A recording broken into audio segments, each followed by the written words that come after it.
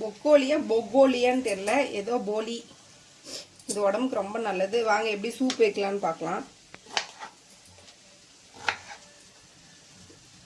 இப்படி வந்து தண்டு இல்லாமல் கட் பண்ணிக்கணும். இதை எடுத்து தண்ணியில் போட்டுக்கலாம். போட்டுட்டு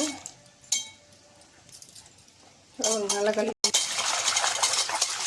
மிளகு, ஜீரகம், பூண்டு, வெங்காயம் இது நல்லா ஒரு கழுவிக்கிட்டு வடிகட்டிக்கலாம்.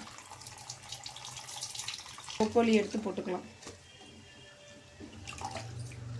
போட்டு கொஞ்சம் தண்ணி, உப்பு தண்ணி வேணுன்ற அளவுக்கு தண்ணி ஊற்றிட்டு கொஞ்சம் கொத்தமல்லி தழை, கொஞ்சம் மஞ்சத்தூள். காரத்துக்கு தான் மிளகு ஜீரகம், அதனால காரத்துக்கு எதுவும் போட தேவையில்ல.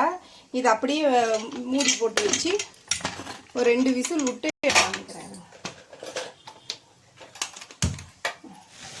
பாருங்க, பொக்கோலி காலையில் வச்சுருந்தேன் இல்லைங்களா, நல்லா மிக்சியில் போட்டு குக்கரில் போட்டு நல்லா ரெடி பண்ணி வச்சுருக்கேன். இது வந்து ஒரு மிக்சியில் போட்டு எவ்வளோ நமக்கு சூப் வேணுமோ அந்த அளவுக்கு நம்ம தண்ணி ஊற்றிக்கலாம்.